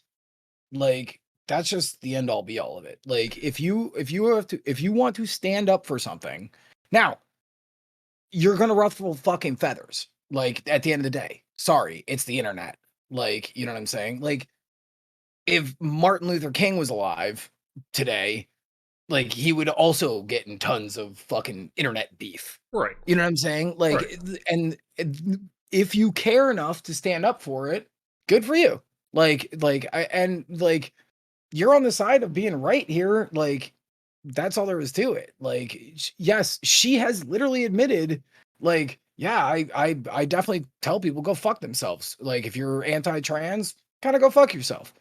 And hey, good on you, man. Like I'm cool with that. Like, I don't see any problem with that as long as you are willing to just stick to your guns. You know what I'm saying? I would say, please stop being so stupid as to put out fucking pictures of the hotel that you're staying at.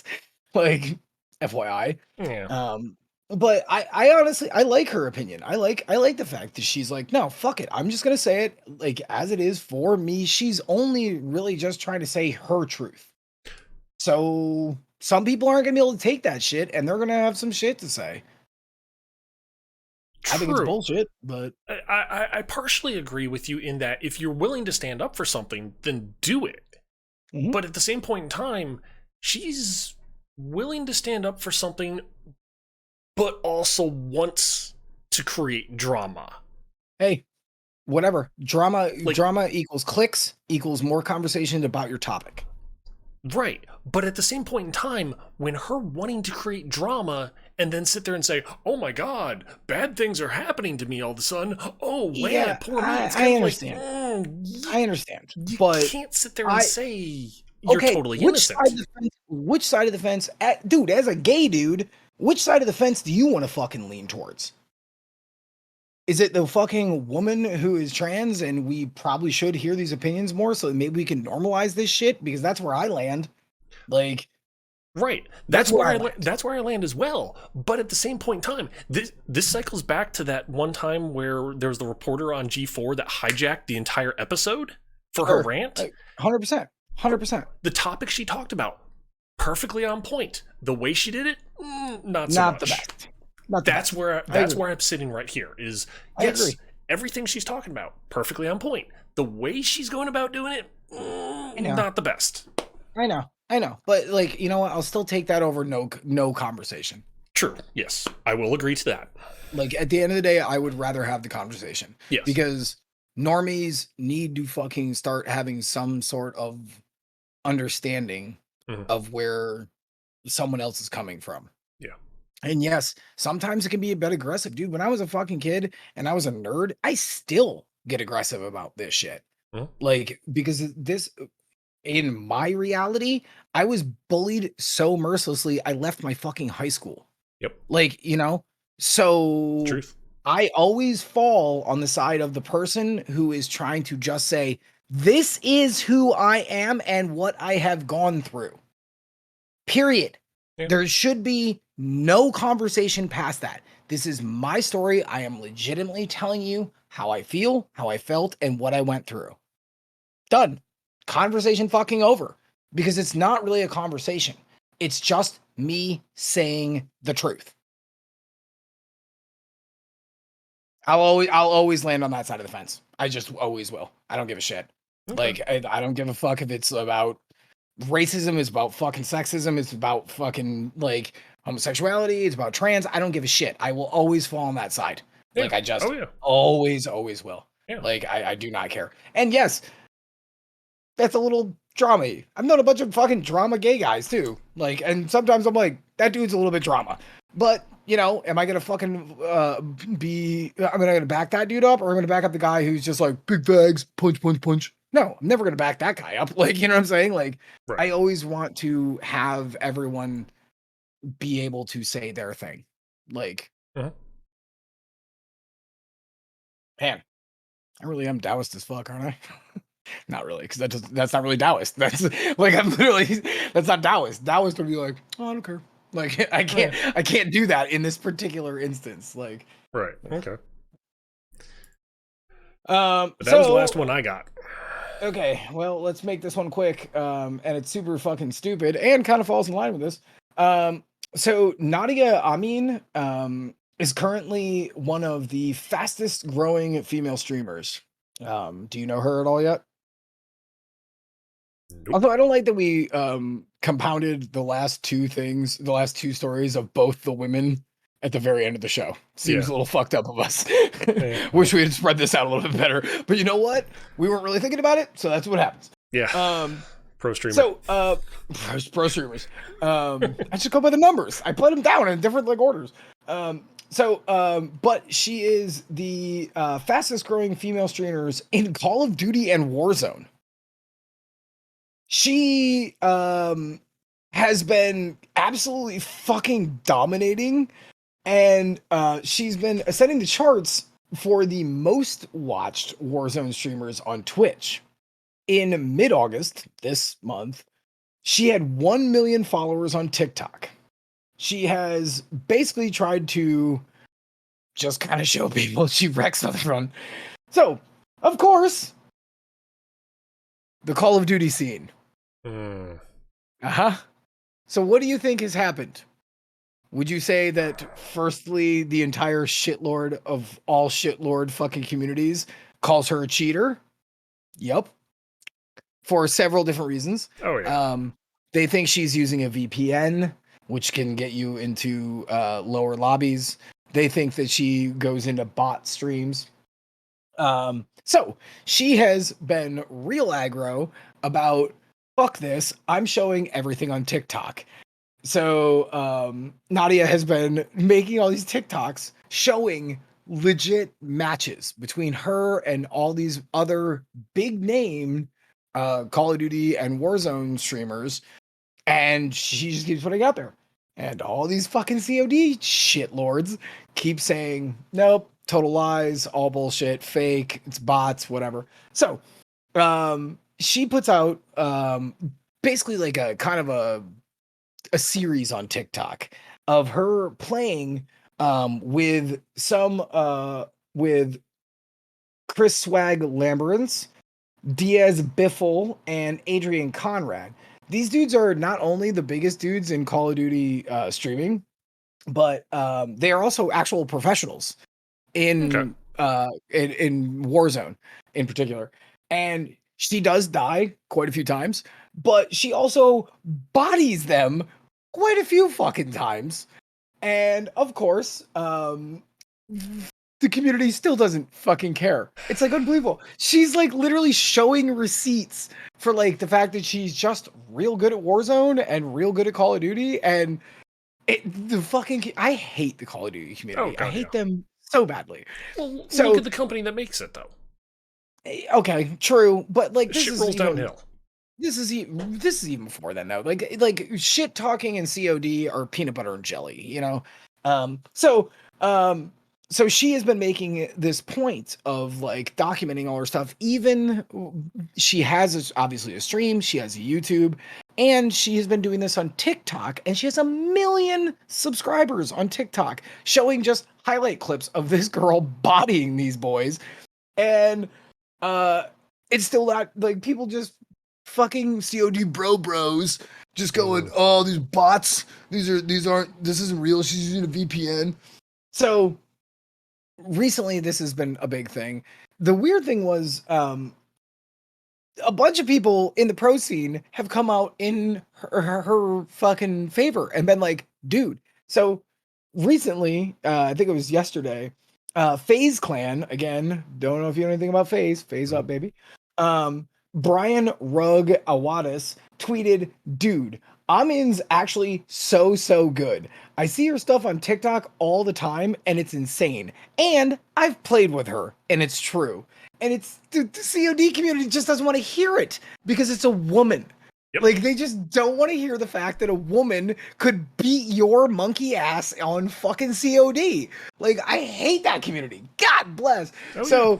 I went, I followed her on TikTok, and I went to her Twitch and I followed her there too. Cause I was like, fuck this. I want to see how good she is. She didn't stream today, which is unfortunate, but I'm gonna check it out because I would like to see. And the screenshot that Brain Kotaku took was of her playing, showing her hands and her mouse and her gameplay and her picture, and her gun was neon pink, and I was like, let's go, girl. All right, I vibe this. Like that is how I roll as well. So yeah, so I'm really excited to see like some gameplay from her. Because I'm tired of fucking boys just being like, oh, Oh yeah. low silver gameplay. I could do this better every. I'm always platinum. Like, Yeah. I just want to see her body. All these dudes. I want to see what her chat is like, in stream. You know what I'm saying? Because I'm assuming it's mostly positive. Like, it's got to be right. Like, who would stream to just assholes? You know? Yeah. Yeah. One would hope it would definitely be positive at least. Having said that, though, unfortunately, especially now that it's catching a hell of a lot more news, something tells me a lot of the COD scumlords are going to be heading in there just to harass her, I bet. Oh, I'm sure that's already something she's been dealing with for Yeah, a that's real true. long time. Yeah. Like, you don't get to 1 million TikTok followers. That's not where she, she doesn't True. stream on TikTok. She Yeah. streams on Twitch. She makes YouTube videos. And then she's so good that 1 million individual people went and followed her to see her clips on TikTok. So I'm sure she's been dealing with this for fucking years. Yeah. But whatever, dude. I want to see her fucking dumpster some assholes. Oh, Like, God, you know yeah. what I'm saying? Yeah. Like, 1v1 me, nerd. Like, so I don't know. I think that's just so fucking like that's the reason why like people don't come to COD anymore new. No. No, they don't. Your community is toxic as fucking all fucking shit. Mm-hmm. Nobody Okay. nobody wants a part of that. Like, Yep. Yeah. Anyways. All right. So we done? Think so. I had an ad in 15 seconds. Great timing. Hit the snooze button. Oh yeah, good call. Yeah, I did it. I did it. Thank you. You're welcome, Alex's chat. Seriously. Now you get to hear me say goodbye and I love you and thank you. Yeah. That's true. All right. Well, hey, thanks, Rich's chat, for being here. And thank you, Alex's chat, for being here. Love you all. Yep. And I'll talk to you in a minute. Okay. Yep. All right. Alrighty, guys, that is going to be it for tonight. I'm actually going to hit the snooze button here, too, just because it was coming up in, like, a minute.